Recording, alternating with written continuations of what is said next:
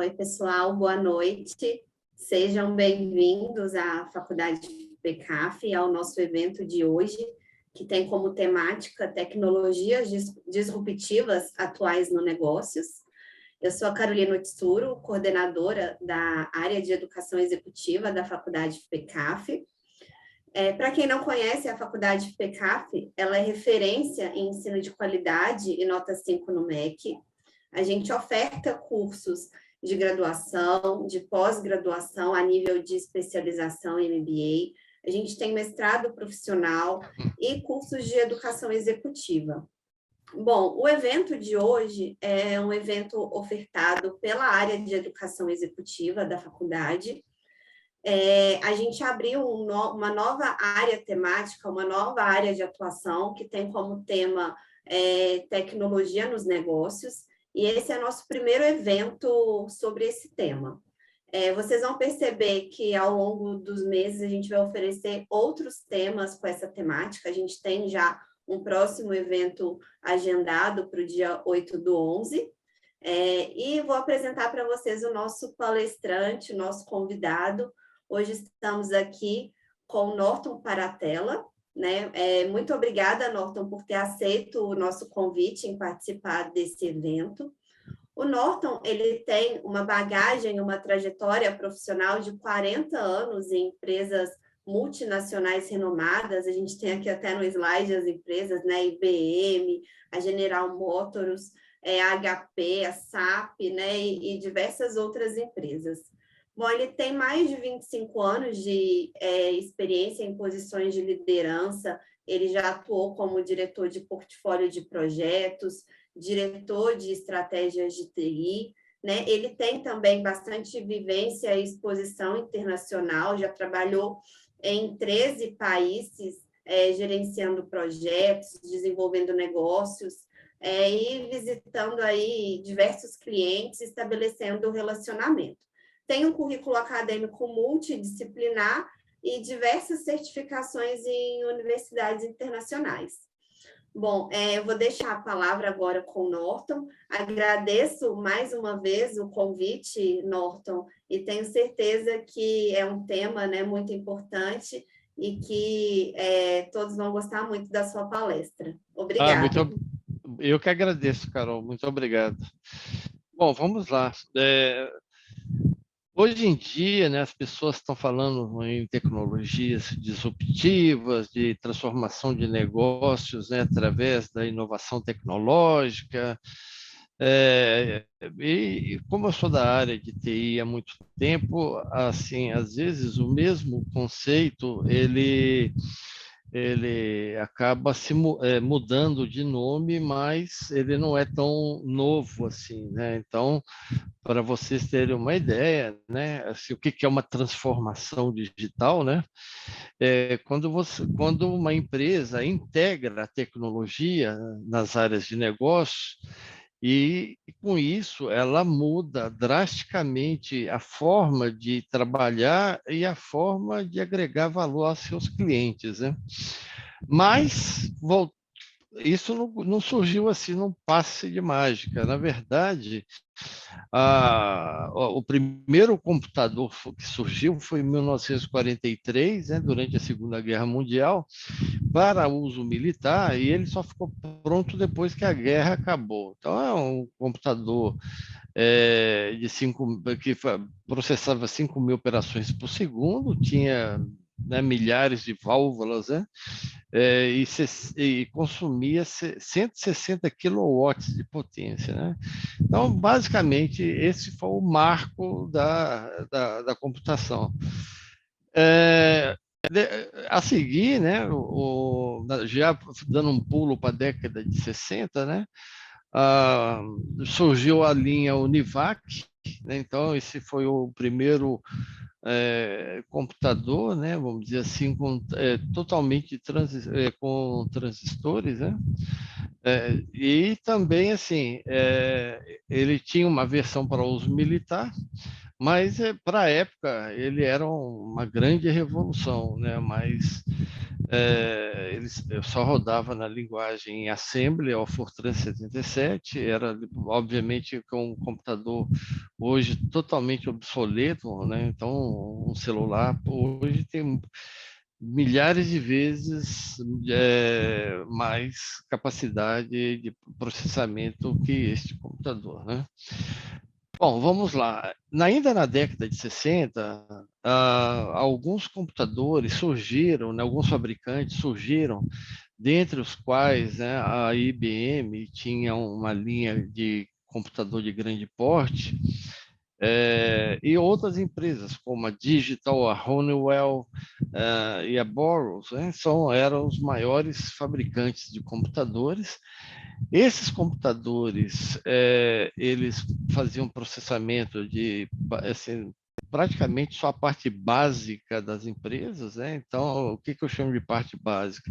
Contabilidade, né? O que é um essencial, folha de pagamento, e também fazia, em casos de indústrias, elas fazia faturamento de produtos, e, enfim. Mas era um computador que tinha uma central, que é chamado CPD, né, que é Centro de Processamento de Dados. Aqui ficava o computador em si e tinha um terminal nas áreas. Eu tinha terminais espalhados pelas áreas, né? Se prestarem atenção, eles eram monocromáticos, e esses computadores você mandava processar as suas informações no CPD e voltava para ele o resultado, né? Então, e as impressoras ficavam assim espalhadas pela empresa, tinha as unidades de fita magnética para poder fazer as gravações. Então, isso perdurou por anos, né? Então, a estrutura era caríssima, né? E assim, normalmente, o que mais chamava atenção era o fato, né, assim, de exigir profissionais altamente qualificados que não conheciam o negócio, né, e o pessoal das áreas de negócios não conheciam assim, a parte técnica da informática, né? Então, assim, havia um distanciamento, um abismo entre as áreas de negócio e a área de informática. Para isso existia naquela época o analista de organizações e métodos, que hoje é o analista de negócio. Bom, aí com isso o tempo foi passando, né?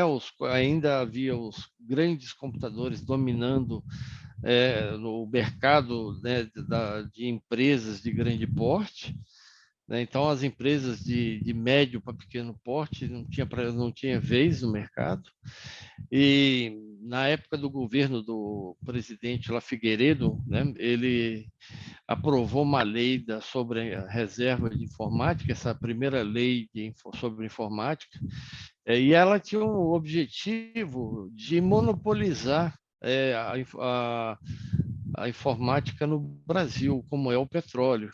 Então, qual que era a grande intenção dessa lei? Era justamente, né, fomentar investimentos tanto do setor público como do setor privado para capacitação de pessoas, construção de fábricas, né, e essas fábricas produzissem toda a parte de hardware, enfim, desenvolvimento básico de software. E o que acontecia? Eles importavam os computadores para poder, na verdade, captar, absorver o que aqueles computadores, qual era o funcionamento daqueles computadores, né? Então, isso acabou que engessou o desenvolvimento econômico. Os países fabricantes brigaram, gritaram, espernearam, ameaçaram o Brasil com sanções econômicas, né? Na época ainda não existia a Organização Mundial do Comércio, que surgiu em 95. Bom, e também o que aconteceu? A turma da velha guarda vai lembrar que na rua tinha banquinhas de ambulantes vendendo software pirata, né? Se vendia sistemas operacionais, o Windows, vendia o o Office, como foi surgindo e tal. Bem, aí finalmente essa reserva acabou em 92, né? Então, com isso, no governo Collor, com isso o Brasil começou a atrair as empresas internacionais, né? Então, de tecnologia, principalmente aqui para o eixo aqui de São Paulo, Campinas, alguma coisa em Minas e alguma coisa no Rio. E essas empresas como Microtech, Itautec, CID, Scopus, né, elas simplesmente cobra de computadores brasileiros, né? Edisa, a Edisa foi comprada pela HP e sumiu, a Cobra acho que foi para o Banco do Brasil e as outras aí tudo, né, faliram. Bom, aí em 1981, a IBM ela lançou o primeiro computador pessoal, o PC, o Personal Computer, que na verdade é esse computadorzinho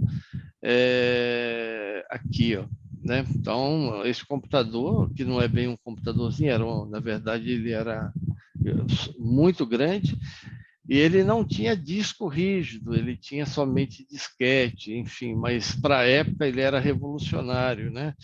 Então, monitor de tela monocromático, verde, e o microcomputador de mesa, ele era inacessível para as pessoas, é mais a empresa que comprava, né? As empresas. Ele começou a aparecer no Brasil lá para 1984, mais ou menos, né? Aí, com isso, essa década de 90, eu falo que foi assim, uma década revolucionária, foi uma loucura na década de 90. Por quê? Esse computador da IBM, outros fabricantes surgiram e começaram a aperfeiçoar. Então ele começou a ganhar robustez, né? Mais memória, mais disco, monitor de vídeo, né? Passou a ser colorido, tinha placas gráficas, aí com isso começou a desenvolver interfaces gráficas, né? Essas interfaces como o próprio Windows, né? Antigamente você tinha que conhecer o sistema operacional da máquina. Além do computador evoluir demais, o preço dele começou a cair de forma vertiginosa, né? E as redes distribuídas, que eu vou falar também sobre isso, que é a interconexão dos computadores através de cabo e esses computadores de mesa, eles eram ligados a um computador central, né, mais parrudo, eles começaram a ganhar força, surgiu depois em seguida, né, a rede local, depois da rede local foi desenvolvido pela área de telecomunicação o protocolo TCP/IP, né, que é o protocolo usado para justamente interligar os computadores em rede, aí foi criado rede remota, enfim. E a IBM, por exemplo, né, teve que se reinventar. Eu estava justamente trabalhando nessa época, né? Eu trabalhei lá de 93 até 2000. E nessa época, a IBM ela fabricava o computador de grande porte, de médio porte, desktop, que é o computador, o PC de mesa, e o laptop. Ela se reinventou e hoje ela é uma empresa de serviços, né? Então ela não fabrica mais nada, a não ser o mainframe, o grandão, sob encomenda, né? E a tecnologia foi se espalhando para as áreas de negócio, né, devido até ao baixo custo, muita coisa que rodava, né, que funcionava, muitos sistemas que funcionavam somente nos mainframes passaram a funcionar nas redes de computadores, né? Então, aquela estrutura caríssima de se manter, ela se barateou bastante, né? E com isso, o conhecimento em informática, em tecnologia da informação, ele acabou sendo democratizado, aí, vamos dizer assim. Então, quando a Microsoft entrou na parada né, no mercado com o Windows Server, né? Primeiro foi a Novell, que são os sistemas operacionais que que gerenciavam as redes, né? E nos computadores de mesa, você tinha aquele Windows 95, Windows 98, e mais o MS Office, né? E outros sistemas que você acessava o servidor, o que era o servidor da rede, né? Aí, pouco depois, né, ainda na década de 80, surgiram a internet. A internet, você tinha que tirar o cabo do telefone e colocar no computador, era linha de escada, então era muito lento, né? Então os mais antigos vão lembrar disso, era quase que impossível você baixar um arquivo de 5 mega em menos de uma hora, né? Aí surgiu a telefonia celular, né? Então o telefone celular só tinha a função de telefone. E pouco tempo depois, né, assim, as redes foram ficando mais robustas, a internet também ficando mais robusta, né, as telecomunicações também evoluindo, e acabou que o pessoal das áreas de negócio, né, começou a invadir a parte de tecnologia, aprendendo aí o básico de tecnologia para trabalhar nas atividades diárias, uso de planilhas Excel, PowerPoint, e por aí vai. Sistemas desenvolvidos, né, por terceiros. Bom, conforme eu expliquei, as interfaces gráficas surgiram aí, deixando os microcomputadores mais amigáveis, né? E as redes ficando cada vez mais robustas, né? É, a, eu, assim, elas ganhando, chegou a era da fibra ótica, né? A velocidade da informação ficou assim muito mais rápida, né? Então, além das redes LAN, né, que é Local Area Network, você tinha a rede WAN, que é Wired, né, Area Network, que eram redes locais, remotas, interligadas, espalhadas pela empresa, né? E aí a internet também começou a ganhar força. Então, nessa época, já em meados dos anos 90, surgiu o ERP, né? Então, o ERP, Enterprise Resource Planning, eu vou falar sobre eles. Na verdade, o que acontecia no passado? Com aqueles computadores grandes, né, da IBM, etc. Por exemplo, um banco, todo o movimento do dia do banco, você encerrava o expediente, ele era processado à noite, né, que é o processamento em lote, ou o chamado processamento batch. E esse processamento é feito à noite e atualizava as informações. Aí, quando chegava o pessoal no dia seguinte para trabalhar, eles tinham as informações atualizadas de um dia para outro. O ERP, ele é um sistema, ele é um conjunto né? Ele é um mega sistema, na verdade, que ele integra todas as áreas de negócio de uma vez e a informação em tempo real, né? Então, eu vou falar mais um pouco sobre ele, né? Bom, falando ainda sobre a internet, né? O que é internet, né? Então, assim, se você para e perguntar, fala assim, mas o que é internet? Eu uso a internet há muitos anos e tal, todos vocês, mas o que é exatamente a internet, né? A internet, na verdade, ela é uma rede assim, global, que interconecta os computadores, né, através de redes remotas, locais, etc.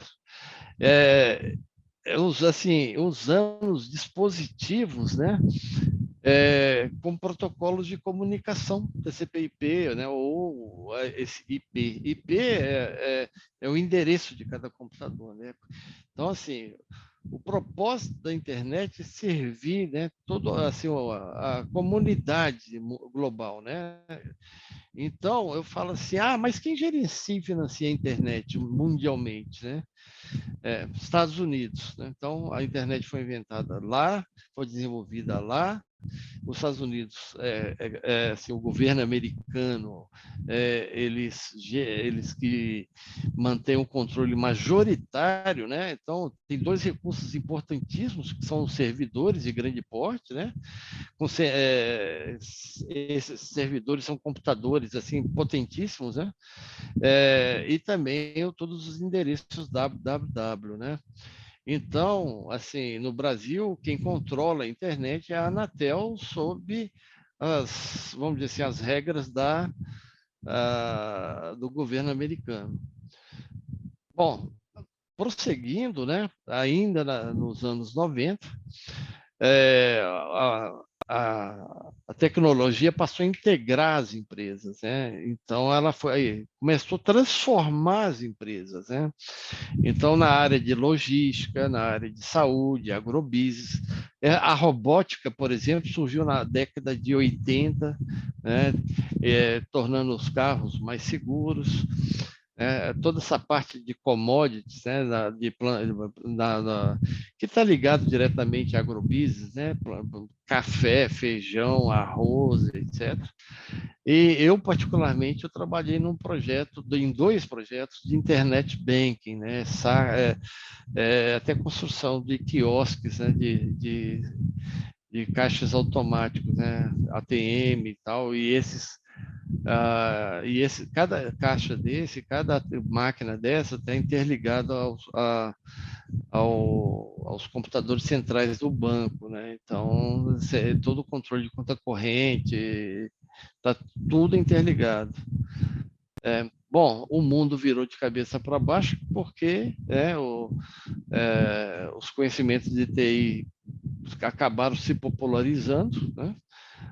Quem era das áreas de negócio, né, passaram a conhecer muita coisa em TI, né? Então, muitas dessas aplicações de hoje em dia, né, SAP, Salesforce, Power BI, né, Tableau, o Excel, tal, o pacote da Microsoft, o Teams, né, o Zoom que nós somos aqui, né? Então, assim, o conhecimento ele passou a ser, assim, vamos dizer assim, democratizado, né?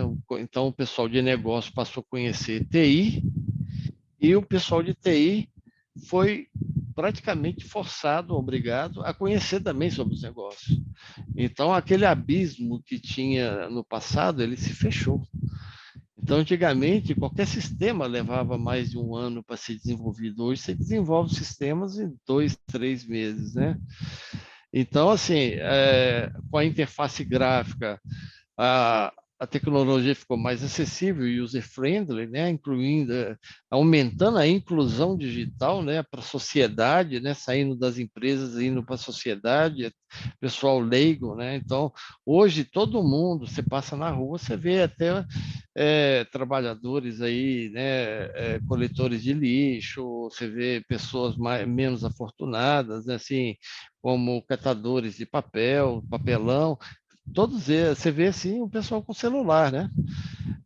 Então, assim, a tecnologia tomou conta vamos dizer, da sociedade, e com isso os hábitos das pessoas e costumes passaram assim, mudaram completamente, né? Então, surgindo PC, hoje você quase não vê computador de mesa, né? Porque o laptop ele barateou, ficou com o preço mais atrativo, né? Então, pouca gente hoje tem PC, né? Então, assim, uso pessoal, você vai nas faculdades, todo mundo tem um laptop e tal, tablet, smartphone. Aí surgiram as primeiras redes sociais, né?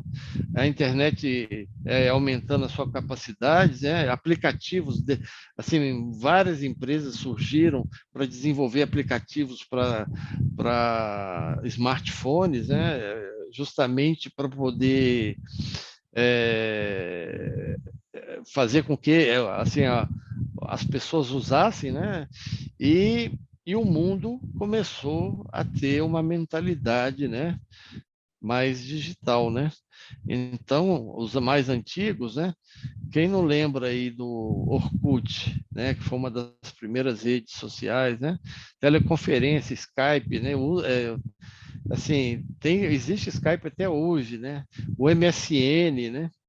Então, assim, os celulares eles passaram a ser smartphone, né? E os tablets, então o smartphone e os tablets se popularizaram. Veio a era da mobilidade, né? Veio a era aí da conectividade.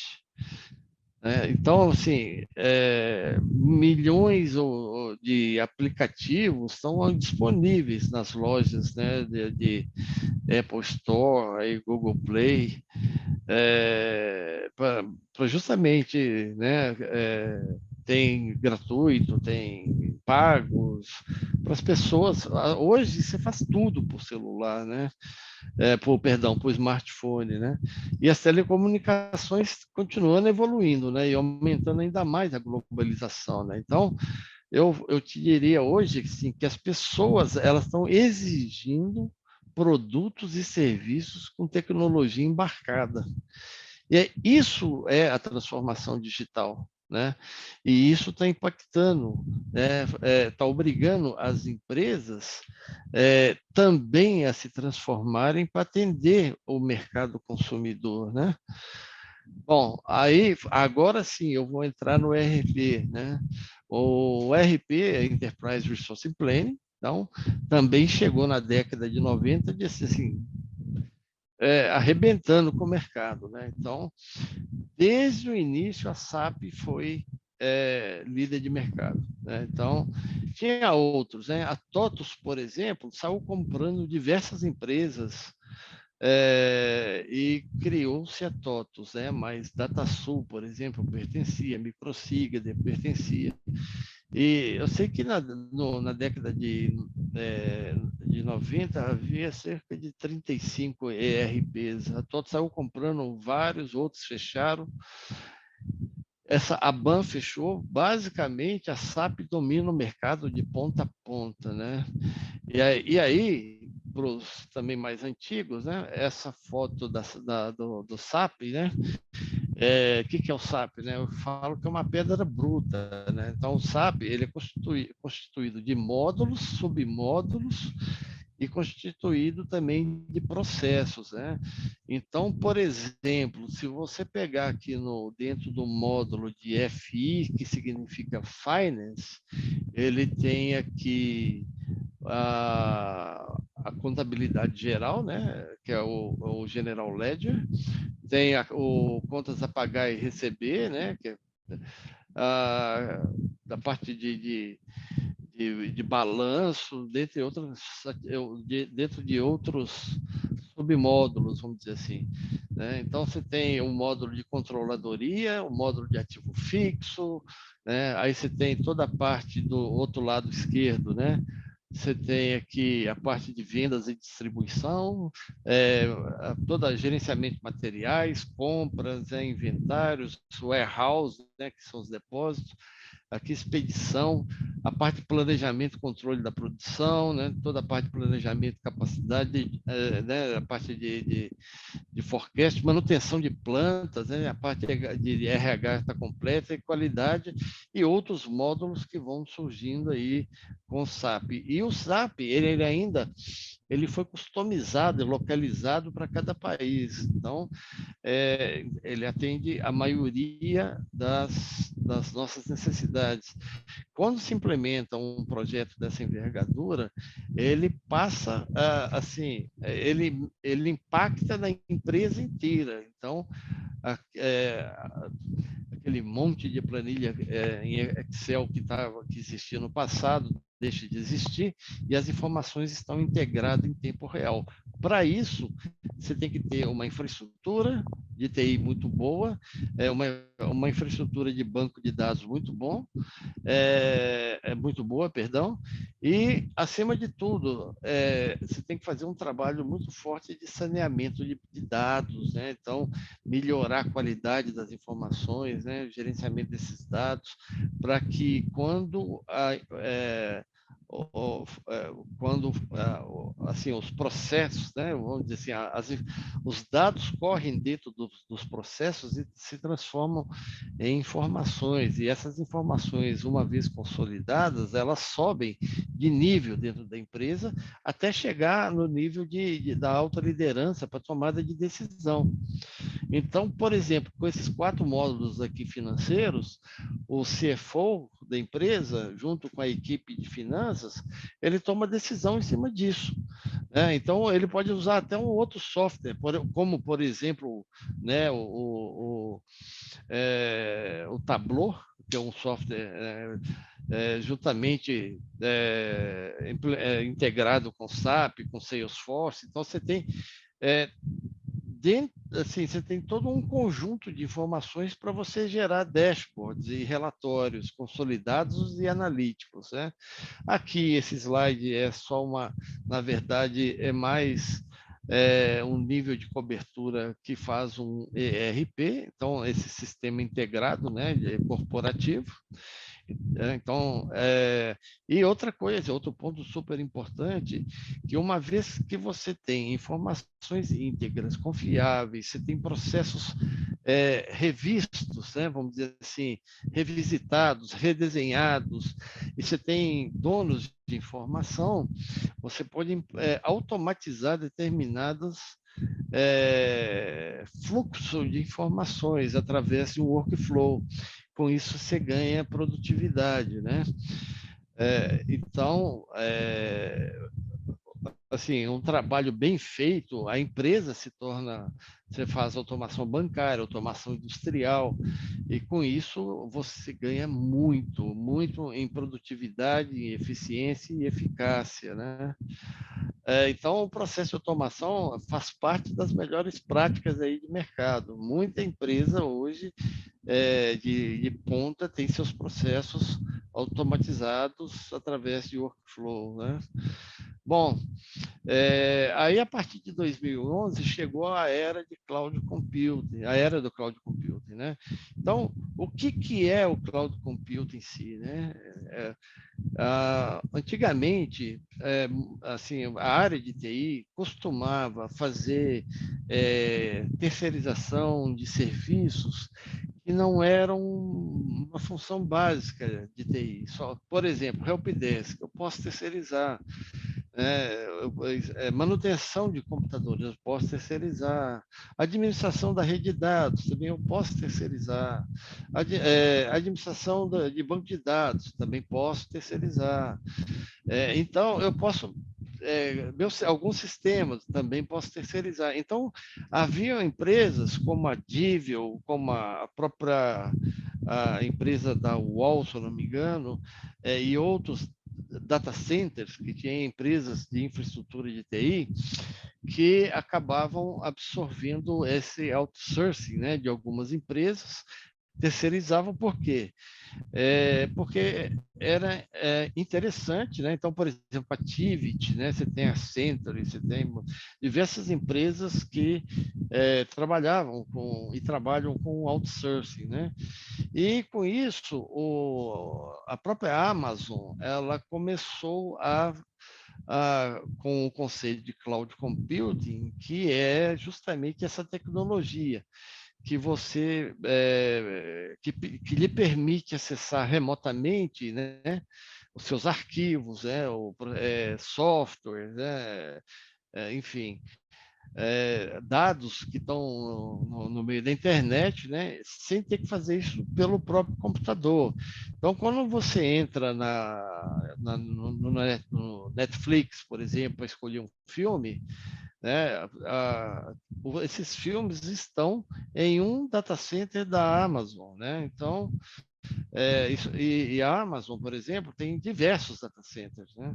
Então, você não sabe em que data center está, qual servidor está, em que país está. Então, por isso que falam que a computação está na nuvem. Fazendo uma analogia, é como você, por exemplo, você entra numa agência bancária e deposita lá R$ 1.000, vira as costas e vai embora. Aí, no fim do dia, o caminhão lá de transporte de valores recolhe aquele dinheiro e leva para algum lugar. E esse lugar, ele pode ser a própria a própria sala de valores dessas empresas, como a Brinks, como a Prosegur e tal, e esse dinheiro abastece caixa automático, ele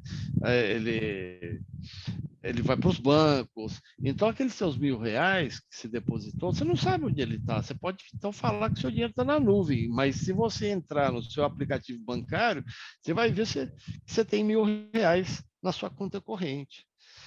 Entendeu? Então, assim, e esses dados, eles ficam hospedados em servidores que estão espalhados em data centers, né? Aí vocês podem chegar e me perguntar, mas o que é um data center, né? Pela foto vocês vão saber o que é um data center. Um data center é um complexo de edifícios, vamos dizer assim, ou de galpões,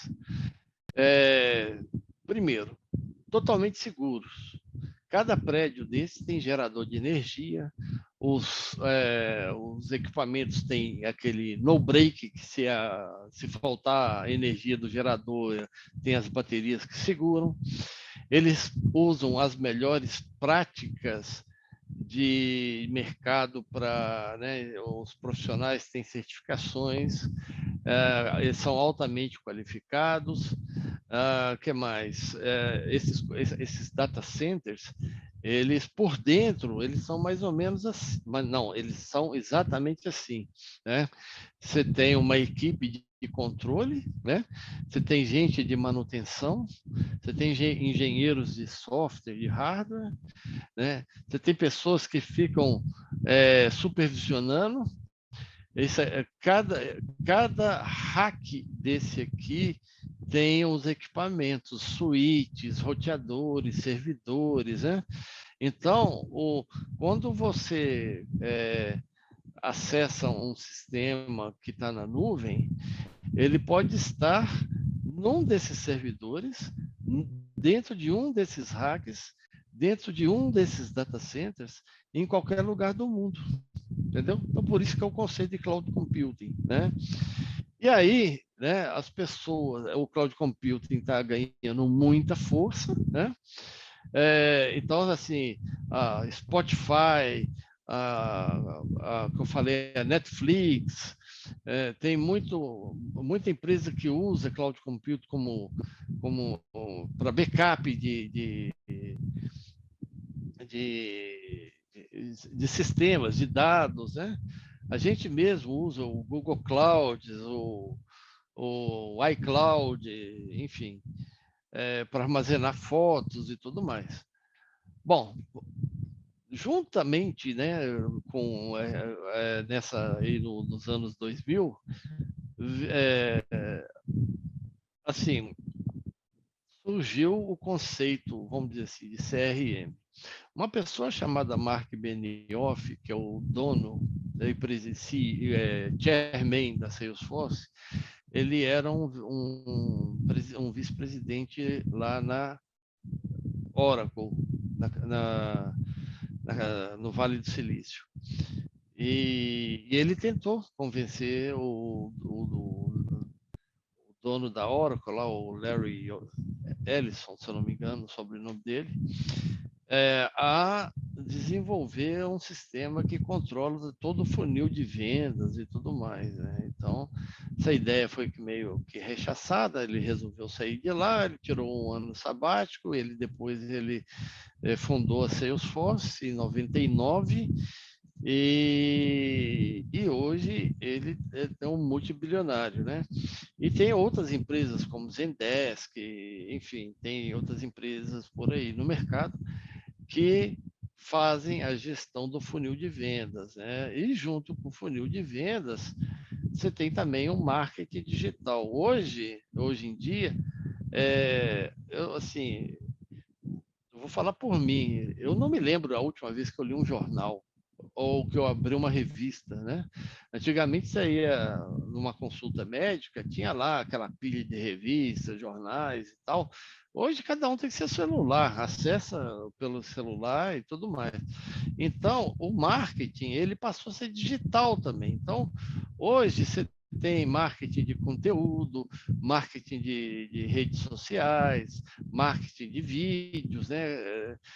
Marketing para dentro de e-mail, você tem marketing, né, online, offline, para celular, inbound, outbound, marketing de call to action, por aí vai.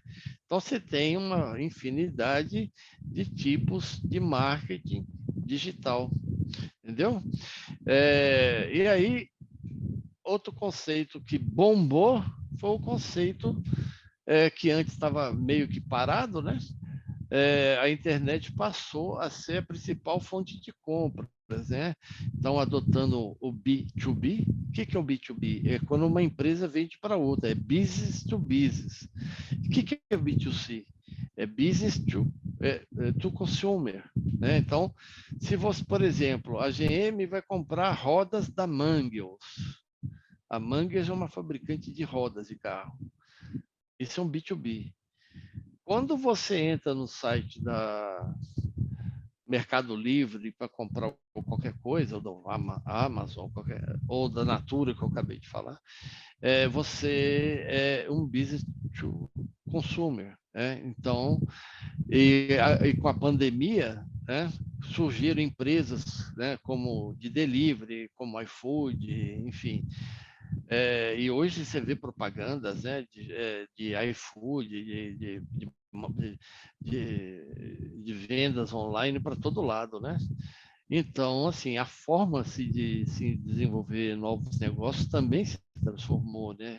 Novos produtos e serviços vêm sendo lançados com alta tecnologia a todo instante, né? Então, assim, os celulares, quando evoluíram para o smartphone, né? Eles ficaram cheios de recursos.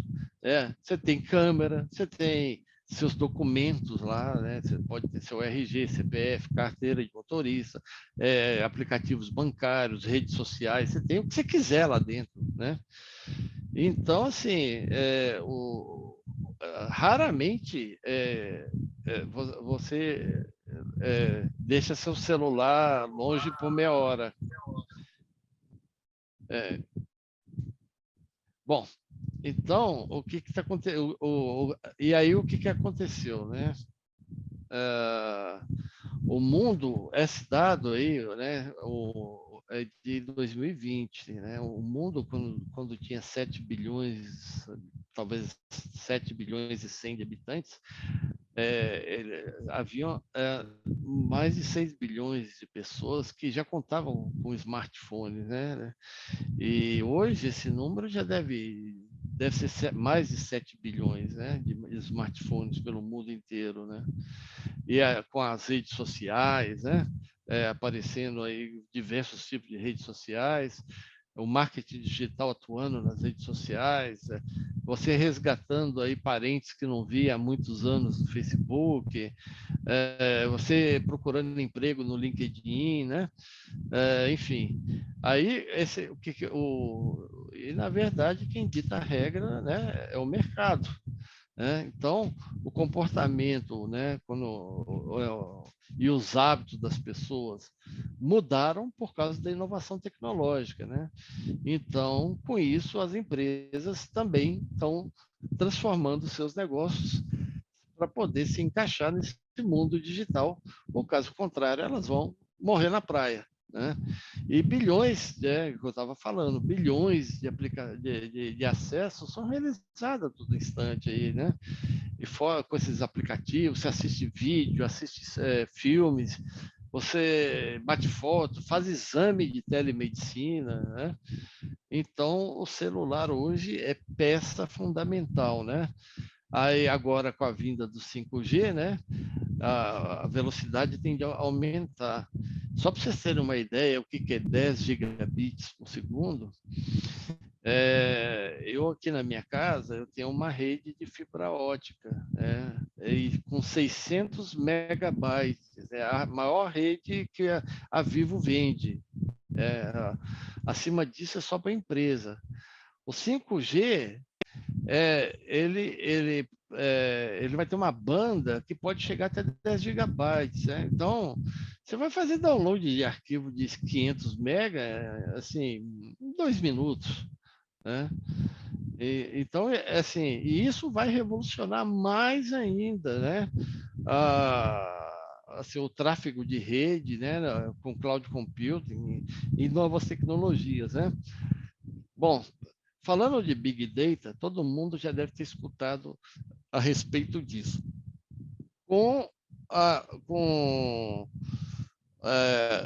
No mundo de hoje, né? Assim, o volume de informações, né, ela aumentou assim, consideravelmente. Então, hoje, por exemplo, tem um caso que até é muito famoso, muita gente já sabe desse caso, né? O Target supermercado dos Estados Unidos queria mapear o comportamento de compras dos seus consumidores e com isso eles contrataram diversos estatísticos e esses estatísticos analisaram o recibo de quando passa pelo caixa, né? Então, para ver o comportamento de consumo. Então, em cada supermercado de cada cidade, né, dentro dos Estados Unidos, a Target ela dispõe as gôndolas conforme as pessoas vão comprando primeiro. Então, um bom exemplo é em estados quentes do sul, né? Normalmente, eles descobriram que que quem comprava fralda descartável para o bebê era o homem. Passava depois do serviço, o supermercado comprava fralda descartável. Naquele calorão de julho lá no Texas, o que eles fizeram? Colocaram a gôndola de cerveja ao lado da gôndola de fraldas. Então o cara já passa a pegar a fralda, pega um pack de cerveja e leva para casa. Só isso eles aumentaram em 38% as vendas. Então, assim, tem vários casos. Eu mesmo participei de um projeto que, assim, nesse sentido, e eu vou que usa Big Data, né? Então, assim, é muito, assim, importante que as informações estejam íntegras, né? Assim, por exemplo, os bancos usam o Big Data justamente para, por exemplo, para fazer análise de crédito. A pessoa chega lá e pede um empréstimo, né? Então, ele tem toda a nossa vida, nossos hábitos de consumo, a conta corrente, se o nome da gente está no Serasa, SPC, se a gente já foi preso, atestado de bons antecedentes. Então, assim, o Big Data, ele é uma tecnologia que ele processa, sim, enormes volumes de dados que um sistema normal não tem capacidade para isso. Tá? No caso do ensino à distância, o ensino à distância ele começou a bombar mesmo a partir da pandemia, né? Então, na verdade, eles estão usando assim, sistemas de teleconferência para você assistir aula de casa, né? Mas, assim,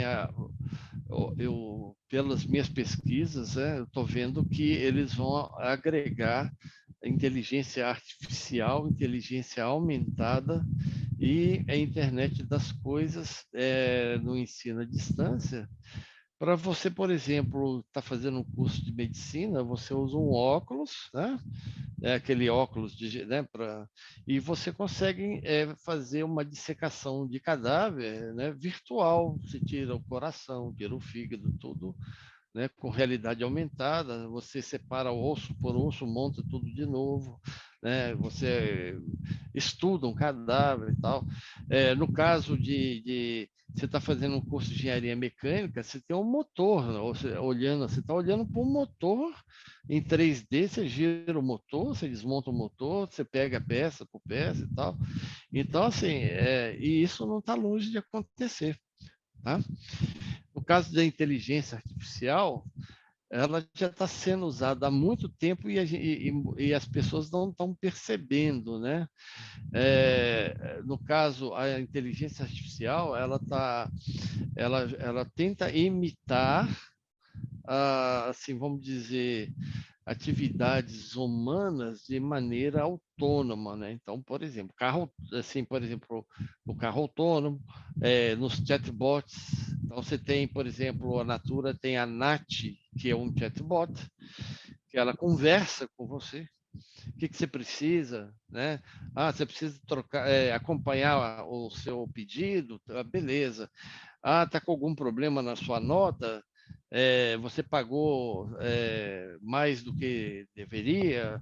Aí, ela corta vários atalhos, esse chatbot, com inteligência artificial. Na hora que ela não conseguir resolver, o que ela faz?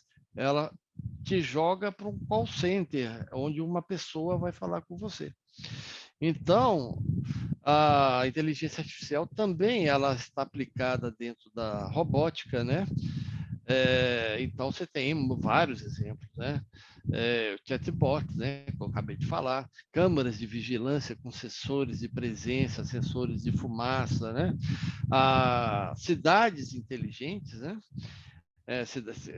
Cidades inteligentes são cidades que possuem alta tecnologia, né, coabitando com a sustentabilidade, né? Então, você tem uma cidade chamada Songdo, né, na Coreia do Sul, que é a cidade considerada a melhor cidade inteligente do mundo. Porque primeiro, eles têm energia eólica, termal, solar, e também tem energia hidráulica, que vão para uma central de usina inteligente e convertido em energia para os edifícios, casas, etc. Então, esse trabalho com energia limpa. É a cidade que mais recicla no mundo, é a cidade que tem a maior área verde do mundo. E tem a internet das coisas para ajudar a controlar trânsito. E assim, é uma cidade pequena, mas super desenvolvida. Então, casas inteligentes, né, você pode controlar. Hoje, por exemplo, você já pode usar o próprio Alexa, né, o próprio celular, para você acionar uma câmera de vídeo para segurança, para você acender uma luz, quando você, por exemplo, um amigo meu que mora, assim, a rua da casa dele é muito escura, então ele espalhou lâmpadas que são capazes de acender com comandos no celular, né? E abrir a porta da garagem, tem sensor na casa dele inteiro. Isso vai ser uma tendência, né? Eu participei de um processo seletivo e quando eu entrei na vaga, abriu um chatbot dizendo assim: Olá, Norton, tudo bem? Falei, tudo bem. Você está concorrendo para essa vaga tal, é isso? É. Tá. Você fala inglês? Ah, sim. Você tem experiência nisso? Tenho. Você tem experiência naquilo? Não. Você tem experiência em tal coisa? E começou a fazer a triagem, fazendo uma comparação do meu currículo com a descrição do cargo. Você já liderou equipe? Você já fez não sei o quê e tal? Aí, dependendo da pontuação que eu tiver, na época que eu tive, aí o chatbot falou: tá bom, então você tem condições de participar do processo seletivo. por favor, faça um upload do seu currículo para mim. Na hora que eu fiz, obrigado, você será contatado em breve, né? Então, assim, esse trabalho de triagem, uma recrutadora, ela pega 2.000 currículos aí numa semana e tem que ficar lendo e comparando, e muitas vezes é impreciso, né? Então, assim, simulação na bolsa de valores. Então, a inteligência artificial já faz parte da nossa vida, né? E realidade aumentada. Muita gente vai lembrar do que é realidade aumentada, né? Então, você tem a diferença da realidade aumentada para a realidade virtual. A realidade aumentada, ela é um pouco menos tecnológica, porque ela é 2D.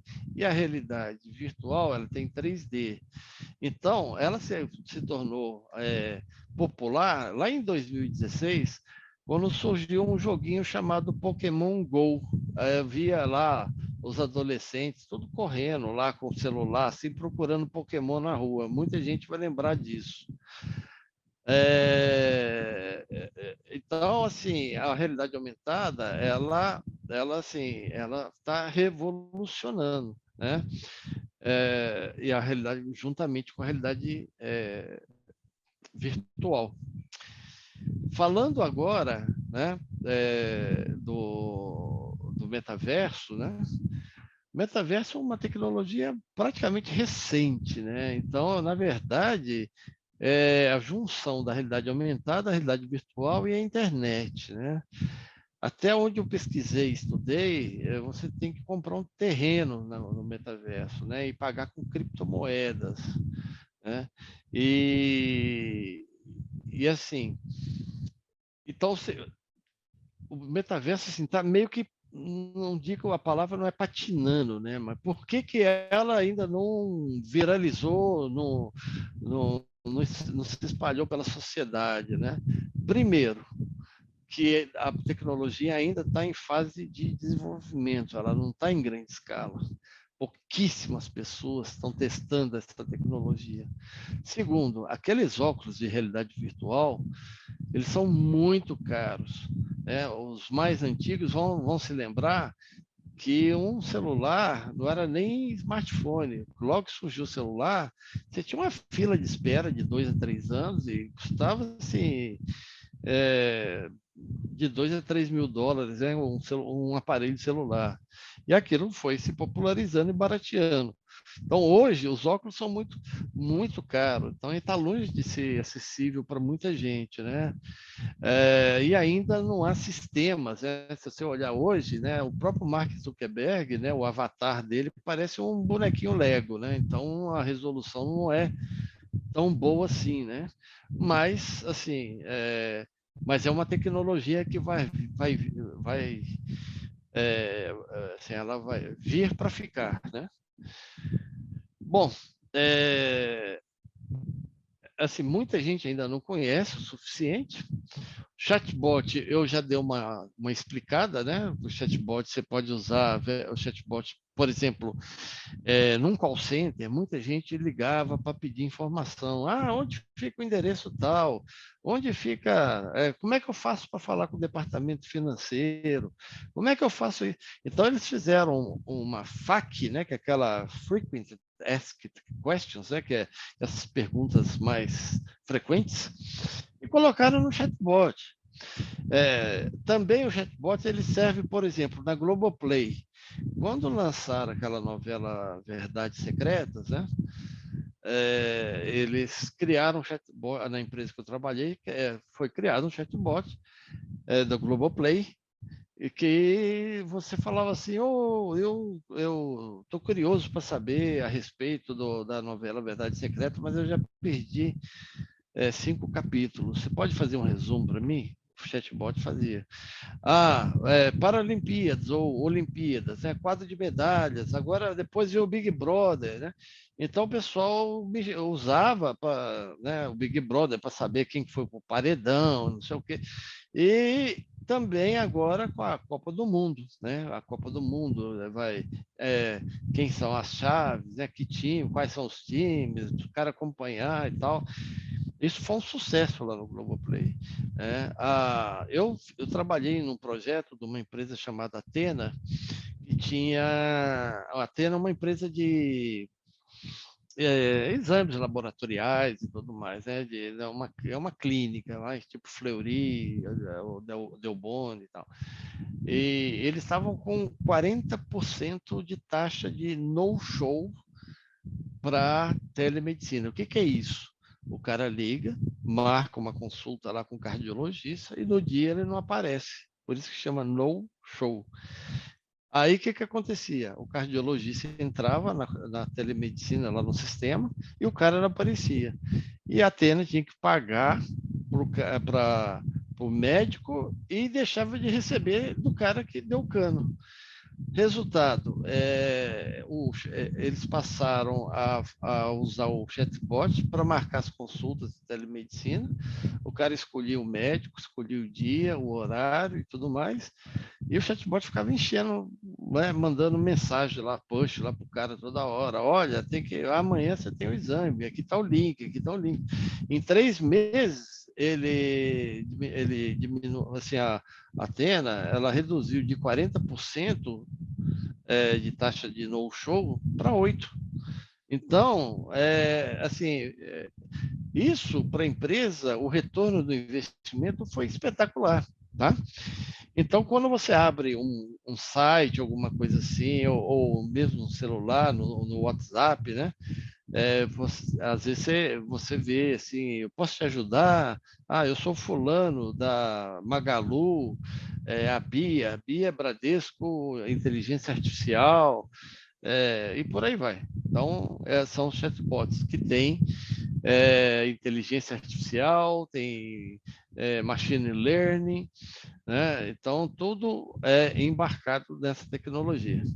Né? A internet das coisas são objetos com sensores, né, que se interconectam, né? Então, você tem exemplo de uso, né? Do IoT, cidades inteligentes, né? Usando esses dados de sensores, né? Você controla trânsito e tal, edifícios inteligentes. Então, por exemplo, a sede da Salesforce lá em São Francisco, todo os vidros espelhados do prédio, quem assistiu aquele Venom, você viu né, lá o Venom escalando um prédio altíssimo, né? Ali é a sede da Salesforce. Todo aquele prédio, os vidros são placa solar de captação de energia. Né? Como chove muito em São Francisco, eles captam a água da chuva. Eles têm sensores espalhados para todo lado, sensor de presença, sensor de fumaça, e tudo isso é por causa da internet das coisas. Então, o prédio é inteiro inteligente, né? Então, assim, altamente sustentável, né? Então, a internet das coisas, você tem diversas aplicações, né? Diversas, vamos dizer assim, usabilidade para eles, né? Na fazenda inteligente, você tem controle para análise de solo através de drones, né? Então, os drones sobrevoando, eles captam a informação do solo, falam o pH do solo, falam o que constitui, né? Quanto porcentagem, sei lá, de bauxita, de calcário.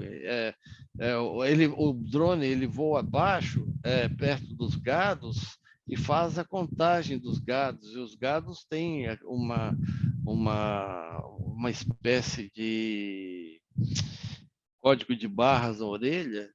Quando o drone passa, ele tem aí, assim, ele sabe quem é o animal, quando que ele nasceu, a vacinação, se está doente, tem toda, vamos dizer assim, os registros de cada animal, né?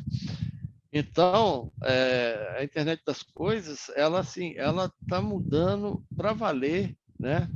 O mundo dos negócios, né? Então, assim, justamente para, então, assim, você coloca sensores em qualquer objeto e eles se interconectam através da internet, né? Então, ele hoje está sendo de extrema utilidade no trânsito, no chão de fábrica, enfim.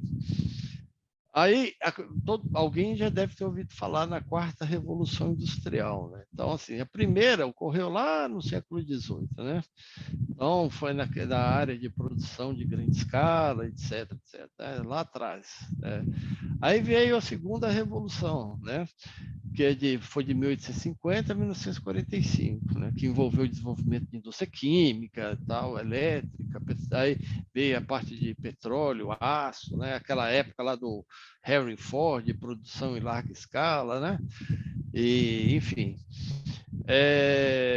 os automóveis, né, começaram a tomar conta das ruas e tudo mais. Já a terceira foi marcada pela, né, pela substituição aí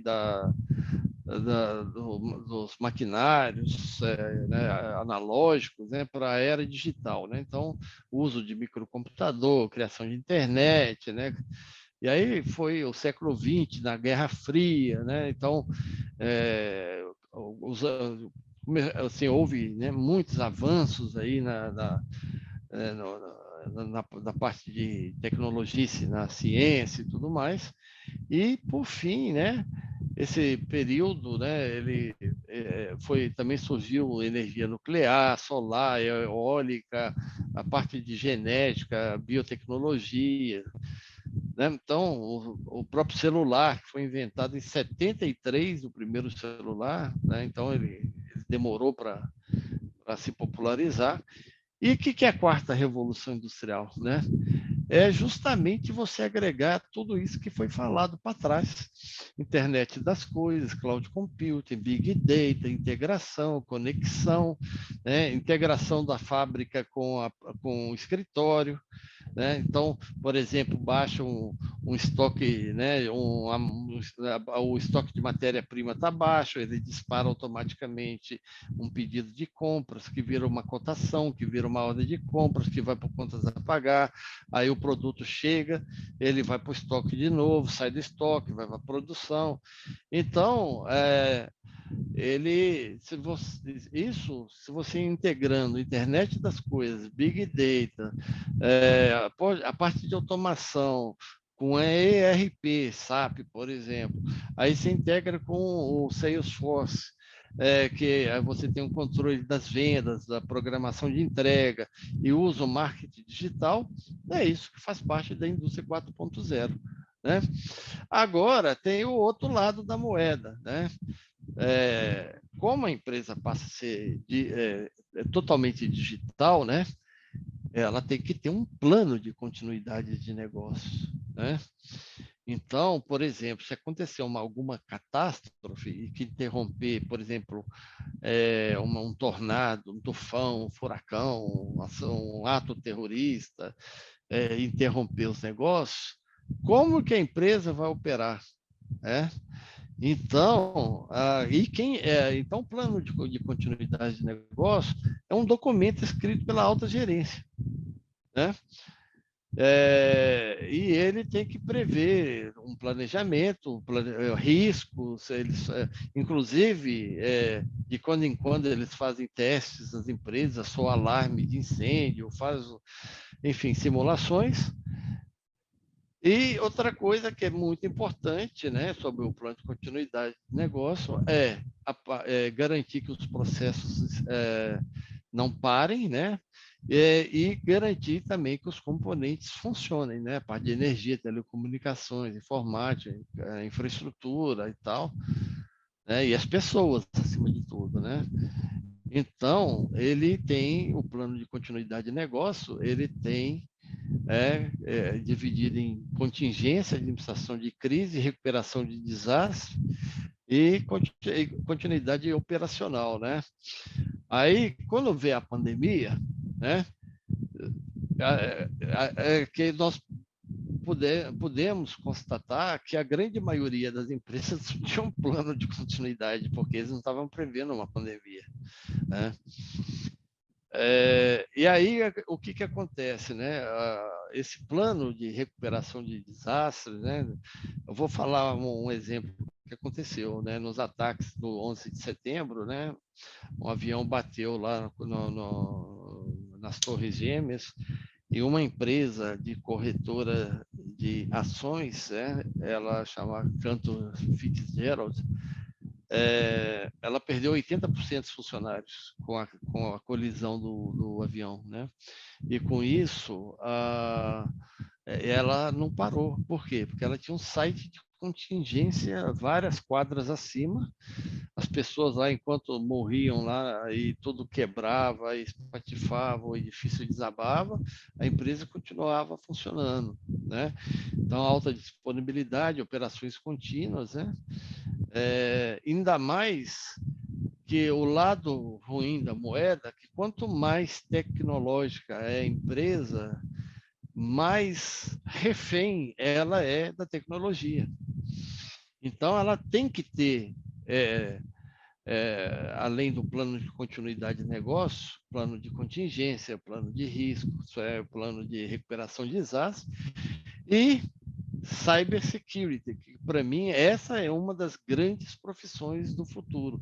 Você não acha uma pessoa assim daquela assim fora da curva, né? Vamos dizer assim, com hiperqualificada em riscos, né, cibernéticos, né?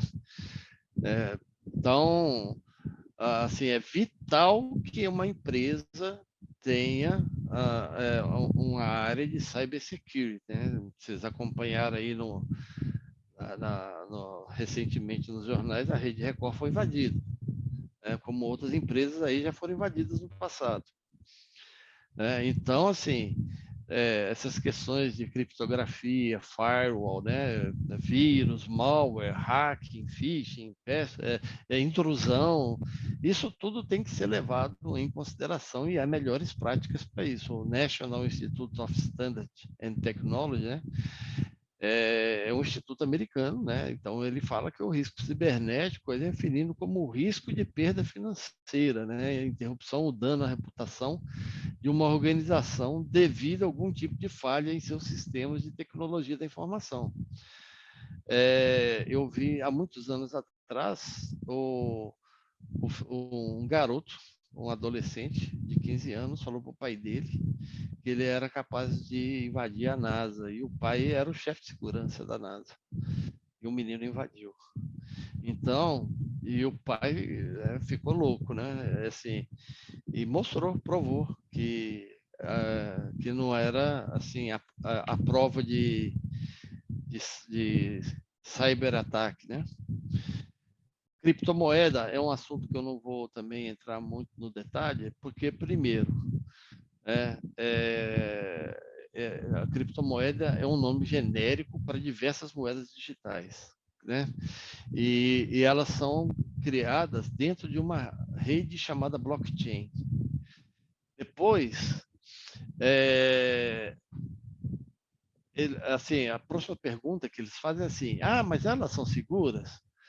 Eu conheço particularmente uma pessoa que, quando surgiu o Bitcoin, ele começou a investir pesadamente nisso e chegou a ganhar 8 milhões e perdeu tudo.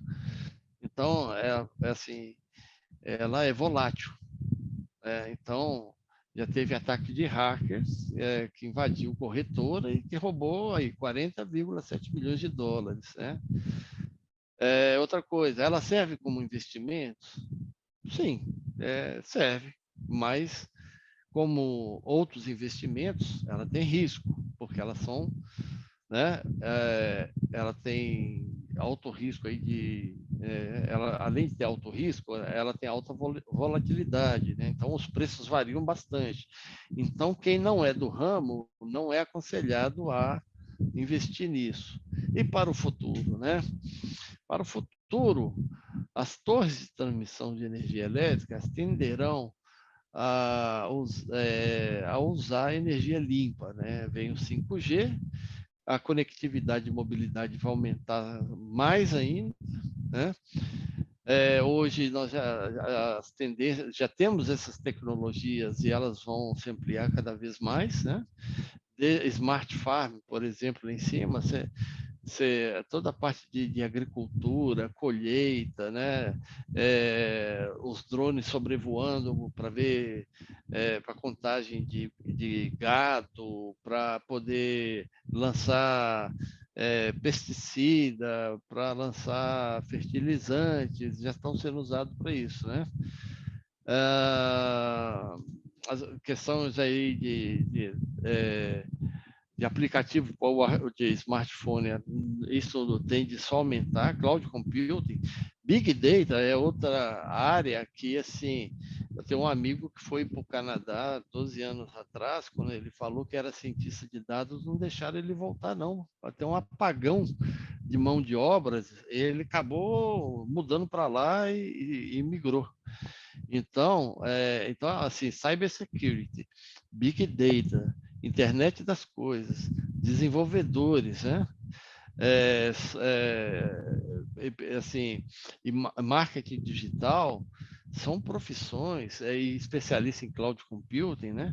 São profissões que, assim, está cada vez mais raro e pagando-se cada vez mais, porque você não acha, nem nos Estados Unidos, nem no Canadá, nem na Europa. Então, os bons estão empregados, né? Então, conforme eu falei, de drones, né, de e-commerce, redes sociais, ou sistemas integrados, né, teleconferência e tudo mais, né, e para o futuro, o que está vindo mais aí, né? Mobilidade, né, conectividade, ganharam força com, né, o 5G, né, a inteligência artificial vai, assim, já está sendo, né, já está migrando para o machine learning para o deep learning, então ela está se tornando complexa, né? E também é uma área de amplo conhecimento, né? De amplo potencial de crescimento. Então, é, aí quando você junta, né? Big Data, inteligência artificial, internet das coisas e por aí vai, né? Assim, a empresa que cria essa mentalidade digital, ela acaba se sobressaindo no mercado né, no market share dela, né, no segmento, né? Então, por exemplo, já corretoras de ações usam o Big Data e a inteligência artificial para fazer previsões de quais são as ações que serão mais rentáveis, por questões de guerra, pandemia, clima, e aí por aí vai, né? No caso da transformação dos negócios através de inovação tecnológica, isso é contínuo, isso aí não é uma corrida de 100 metros, né? Na verdade, tem muita gente que pensa que transformação digital de uma empresa é só você mudar o parque tecnológico. Nada disso. Você envolve aí, né, pessoas, você envolve processos, você envolve tecnologia, né? Então, diante de tantas tecnologias, né, surgindo, evoluindo aí no mercado, né, por onde que uma empresa deve começar, né? Então, por onde como é que ela faz a sua transformação de negócio através da tecnologia? Primeiro que ela já vem fazendo isso ao longo do tempo. Segundo, depende, né?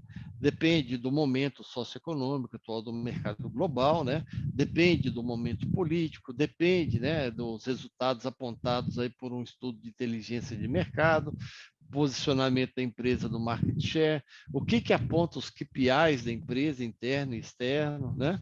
Nível de obsolescência de seus produtos e serviços, ou seja, qual é o gap, né? Qual é o déficit, né, tecnológico que os meus produtos têm, né, e serviços. Os meus produtos já estão obsoletos, né? E por aí vai, né? Maturidade e qualificação dos colaboradores, pelo tamanho do caixa da empresa, né?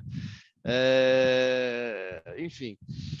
E segundo agora falando um pouco de governança corporativa, né? O IBGC, eu vou entrar nesse assunto porque ele é muito importante. Eles pregam, né? E aí falam com toda razão que uma empresa ela tem que ter um comitê diretivo, ela tem que ter um vamos dizer assim, um, um comitê que governe a empresa, né? Então, assim, os responsáveis que fazem parte é a alta liderança, né? Eles agem, na verdade, né, como assim, eles que vão criar o modelo de negócio, o plano de negócio, eles que vão, né, esse comitê de governança, eles que vão comunicar a empresa para onde que ela vai, em que mercado que ela vai entrar, né? E aí o cenário, né, do empresarial aqui do país está amadurecendo, né? E com isso, assim, quando uma empresa nasce ou ela é lançada, né? Assim, a empresa, os donos ou o dono, né, os sócios concentram em si, né, os principais papéis administrativos. E à medida que a empresa cresce, ela muda de patamar, porque ela contrata mais gente, ela toma né, ela fica maior, então ela precisa ter um outro tipo, né, de gestão, né? E dentro desse contexto de crescimento, começa a se inserir as pessoas, novos sócios, diretores, acionistas, gerentes. Ela faz um IPO, vai para o mercado, né, se torna uma empresa de capital aberta. Então, é super importante ter um conselho de administração, né, que é um colegiado encarregado desse processo de decisão de uma organização, né, e também o seu direcionamento estratégico, né? Então, ele é o guardião dos princípios, dos valores, da missão, né? E a visão da empresa, né? Então, uma empresa normalmente leva aí em torno de 5 anos para conseguir migrar aí todas as, né? Fazer uma transformação completa, né? De software, né? Perdão, de transformação digital, né? E por fim, aqui, o plano de negócio da empresa é o diário de bordo dela, né? E esse documento define o rumo das empresas com base nos KPIs, né? Então, os indicadores vão mostrar, né, para onde, aonde precisa, aonde tem oportunidade de melhoria, as fortalezas, as fraquezas, né? E o conselho de administração é um corpo de executivo eleito, aí, os designados, né? Que vai supervisionar as atividades da organização. Na verdade, também eles agem como elo, né, entre a gestão executiva da empresa e os acionistas, no caso, né?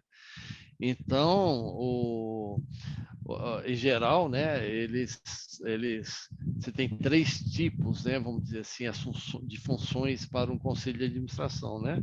Então, as normativas, fiscal e o controle, e o conselho administrativo, né?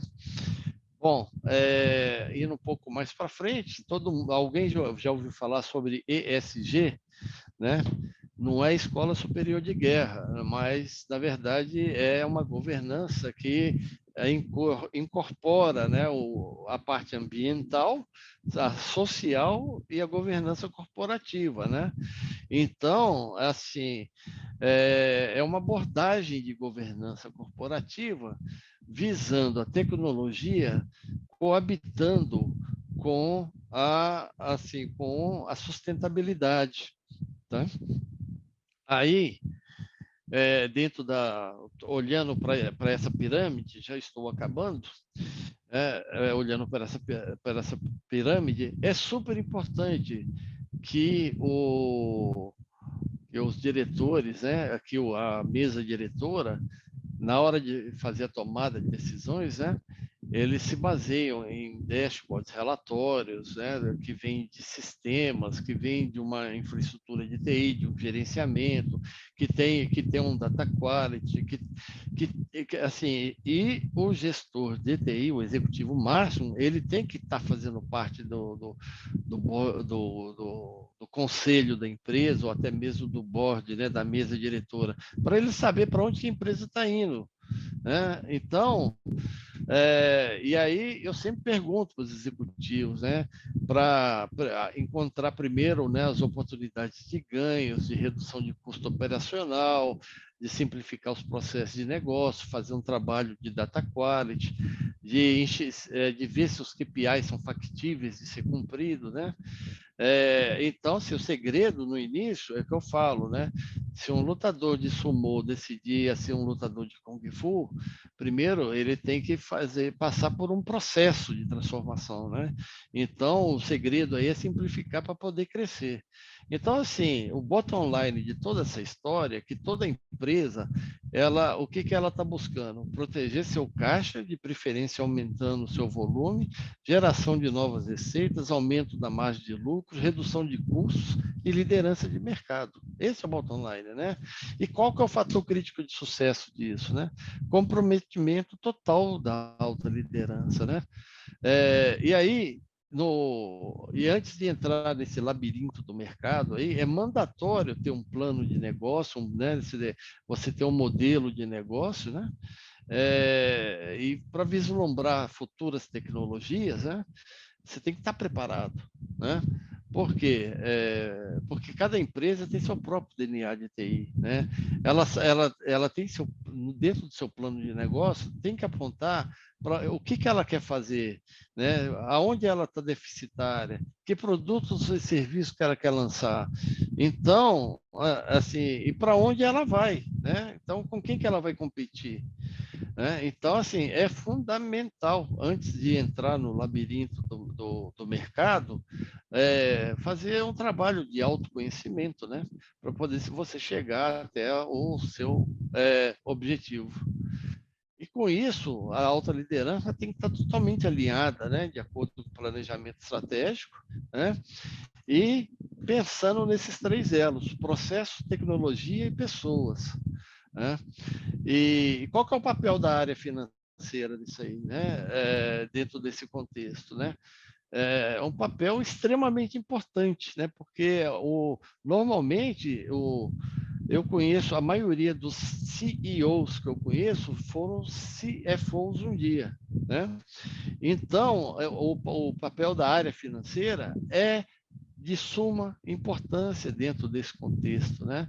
Então, as tecnologias aí digitais, muitas delas são até disruptivas, elas surgem e acaba transformando, né, as áreas da empresa capitaneadas pelo o CFO e o CIO, né? E muitas vezes com o CMO, que é o executivo ou a executiva de marketing e vendas, né? Assim, bom, esses líderes, eles têm tá trabalhando em conjunto, né? E vão precisar, principalmente o CIO, ele vai precisar muito da ajuda do CFO na hora de fazer o planejamento estratégico, ele vislumbrar para onde que a empresa está indo, tá? Que mais? Aí eu falo que o grande objetivo para essa transformação, né, é justamente estar envolvendo o CFO, né? Os novos papéis e responsabilidades do CFO e toda a equipe de finanças será analisar né, esses KPIs, os dados, esse plano de negócio junto com o time de TI, de vendas e marketing. E além disso tudo, né? É isso que eu estou comentando. Essa reestruturação da empresa, né? Ela tem que ser amplamente discutida, né? E super bem planejada, né? Então, uma transformação de negócios é um investimento, né? Assim, que pode trazer receita na veia se for muito bem feita, né? E ela não é uma corrida de 100 metros, ela é uma escalada, ela leva tempo, né? E assim, uma empresa que foi digitalmente transformada, ela vai entrar num contexto social absurdo, né? As cidades são cada vez mais utilizando tecnologia embarcada nos seus produtos, e com isso o mundo está cada vez mais digital. E eu abro para perguntas e respostas. Agradeço muito por essa oportunidade. Eu invadi o tempo. É, e, enfim, obrigado. Oi, Norton, agradeço, né, a sua palestra, um tema muito relevante, a palestra foi excelente, e a gente tem um pouquinho de tempo ainda, né, a gente tem uma pergunta aqui no chat, que é da Ana, deixa eu só voltar aqui. Ela pergunta, né, com a maior frequência de uso da internet, corremos o risco de ter apagão? Tem essa pergunta que ela fez. Pessoal, devido ao nosso tempo, eu vou direcionar as perguntas, né? Eu acredito que vocês têm perguntas. Eu vou deixar aqui no chat o nosso e-mail de marketing, e aí, a depender do tema, a gente vai, da quantidade de perguntas, a gente vai respondendo, mas a gente não vai deixar vocês sem respostas, tá? Eu vou deixar aqui o nosso e-mail marketing, e aí vocês podem mandar que o Norton ele vai fazer essa mediação e responder todas as perguntas, tá? Então, Norton, sobre a pergunta da Ana, né? Será que vai ter apagão com o uso da internet? Olha, tudo é possível, né? Então, você está vendo aí a Ucrânia em guerra com a Rússia, em OTAN e tudo mais. Isso pode ocorrer, é possível ocorrer. Mas, assim, até chegar nesse ponto, ter um apagão da internet, assim, a internet, ela está, apesar de os maiores data centers estarem nos Estados Unidos, eles têm também backups na Europa, em outros lugares. Mas, assim, dependendo das proporções aí de guerra, pandemia e tudo, pode sim ter interrupções. É, um, já aconteceu, assim, não da internet, de uma empresa que eu conheço, que ela vende software baseado na nuvem, né? E durante o ano de 2019 ela ficou indisponível 11 vezes, né? E uma dessas indisponibilidades deixou o estado assim, todas as empresas do estado da Califórnia fora do ar que usam o sistema. Então é possível, mas o nível de segurança da internet é alta, assim, e eles têm políticas de contingência, tem plano de recuperação de desastre, mas assim é possível. É pequena a probabilidade, mas é possível. Obrigada pela A gente, resposta. E eu vou abrir só para mais uma pergunta que tem aqui no chat, e aí as próximas perguntas, né, a gente responde por e-mail. Tem uma pergunta aqui que fala sobre as empresas de pequeno porte. Como as empresas de pequeno porte deveriam se comportar nesse ambiente de mudança? olha, as empresas de pequeno porte, elas, obviamente, que não têm o mesmo orçamento de uma empresa de grande porte. Então, já tem muitas empresas de pequeno porte que já fazem uso da internet, que já fazem uso de sistemas em cloud. E essas empresas, elas conseguem subsídios, né, conseguem empréstimos baixa taxa de juros no BNDES, empresas que têm apoio do Sebrae. Então, assim, ela vai crescendo assim, durante, assim, num processo um pouco mais lento. Então, por exemplo, é, vou pegar Netflix, por exemplo, era uma empresa super pequena, e com o processo de streaming ela cresceu. Agora, quando você fala assim de uma padaria, de um açougue ou de um mercado, ela vai usar aquilo que ela precisa. Então, por exemplo, ela não tem dinheiro para poder ter uma área de expedição para entregar, para fazer pedidos. Ela usa o WhatsApp, né? E a pessoa vai lá e entrega as pequenas farmácias. Mas cedo ou tarde, assim, elas vão acabar, assim, tendo que aderir a algumas tecnologias de acordo com a área, o segmento que elas atuam. Por exemplo, eu já vi um cabeleireiro que tem um tablet, ele captura o rosto da pessoa e ele coloca vários tipos de penteados e vai mostrando para a pessoa que está lá sentada na cadeira, fala assim, que tipo de corte que você gostaria que eu fizesse? E vai mudando o tipo de corte e tal.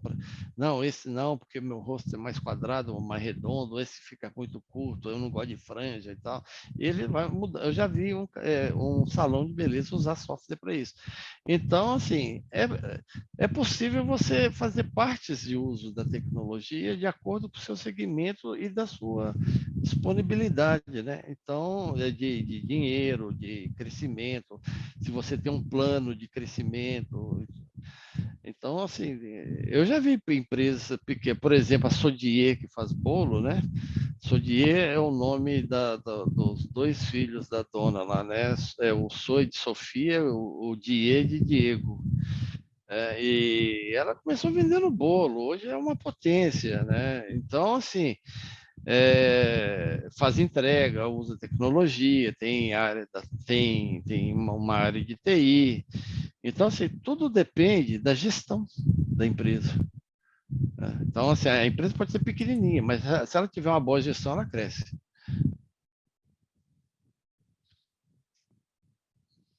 Não sei se eu Bom, respondi. muito obrigada pela resposta. A gente já tem aqui alguns feedbacks da palestra, tá, Norton? O pessoal agradecendo, falaram que você é muito didático na apresentação e agradecendo o conteúdo, né? Tem aqui no chat Muito obrigado.